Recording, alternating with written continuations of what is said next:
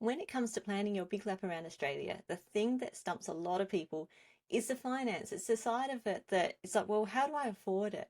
And if you watched the previous video last week, I mentioned about the two ways that you can save it. One being before you go, and other while you're traveling and working on the road. However, in this video, I would like to break down exactly how to save before you do go on your big lap around Australia. Because once you know, like if you break it down to every week, you've got something tangible and manageable to like put away to be able to actually make your big holiday happen, which is really, really exciting. So let's get stuck straight into it. Bit of a different video today. I'm going to be showing you through this spreadsheet here. Now, I do have a link to this particular one in the description below, but of course you can use any spreadsheet you want, or even just grab a pen and paper. It's completely up to you, but the principles still remain the same.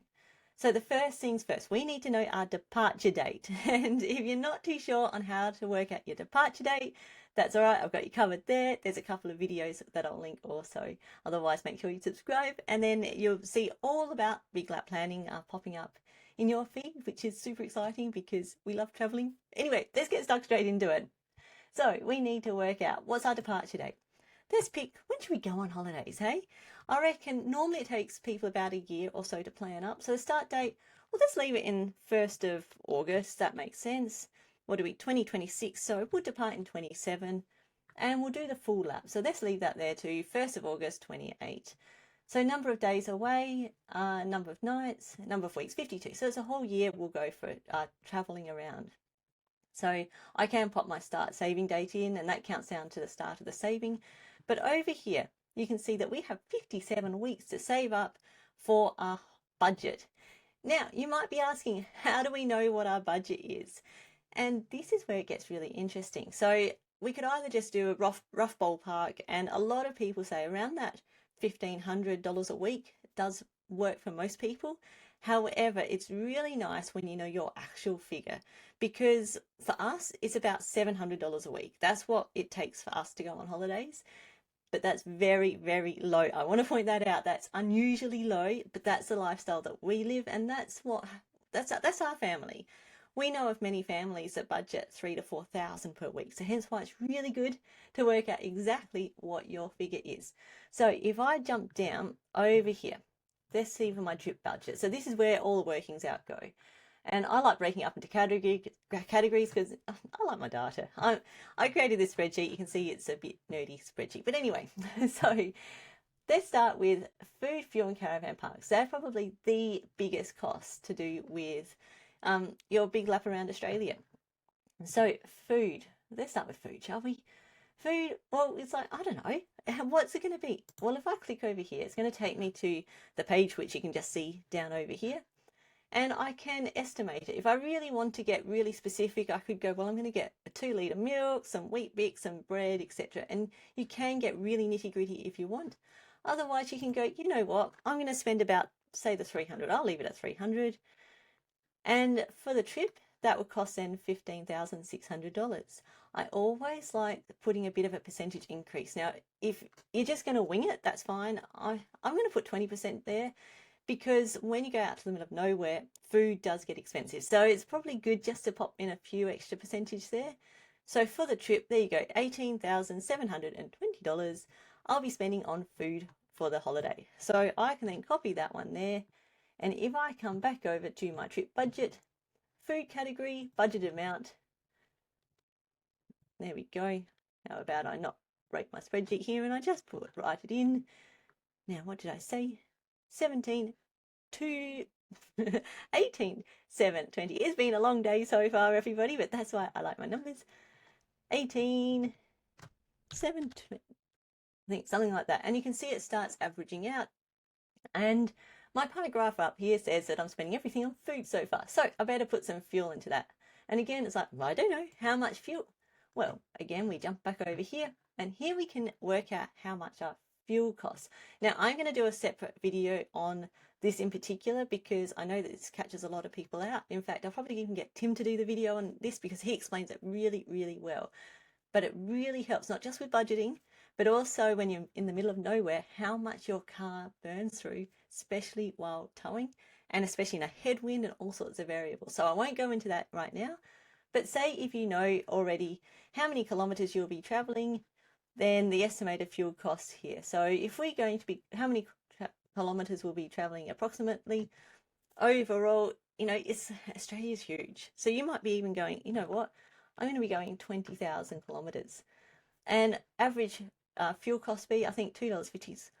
It's probably not too far off at the moment. You can certainly change that. And, we could even go $3 if we want to really conservatively over budget. So $9,000 for 12 months on the road if we're going to be doing 20,000 kilometers. Going on these figures here, of course. So $9,000. I'll come back over here to my trip budget and category fuel. I could just pop in there, fuel, 9,000. There we go. And you can start seeing it all add up. And you can keep going on around.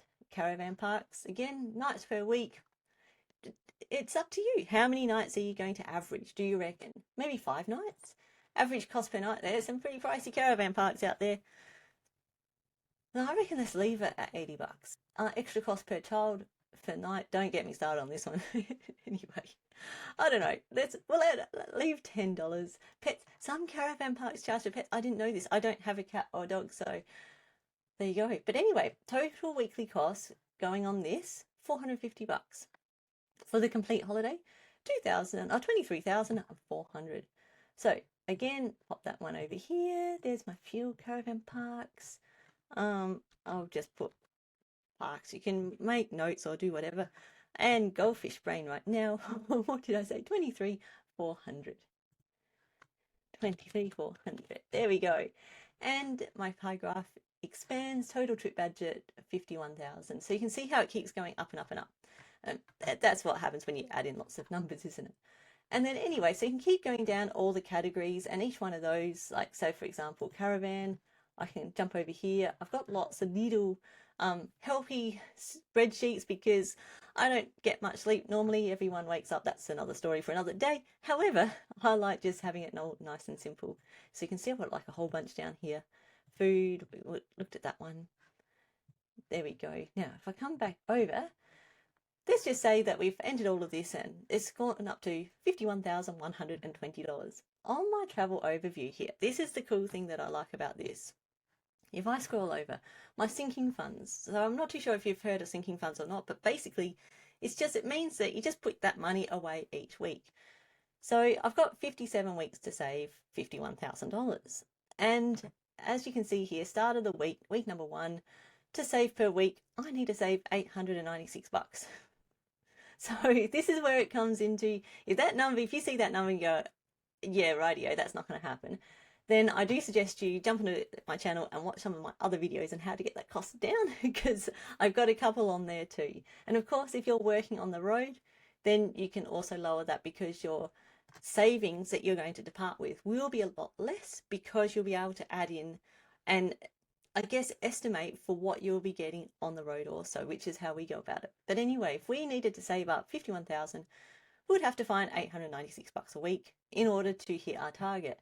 The cool thing is once you've saved it, you tick the box and then it brings that number down, which I like that tangible. I like that, like, you can tick the box and go, you know what, I'm getting there, and I can see it getting closer to my holiday. And the next week comes along and saved, etc. So that's the best way that I can then help you guys to track for see that number is just absolutely crazy and you're not planning to work on the road, so you need to save that full pool of money before you leave. Then, do you know what? I suggest you watch this video up over here, which is how you can lower your budget and ways you can get around it so it's a little bit more manageable. So I'll see you over in that video there.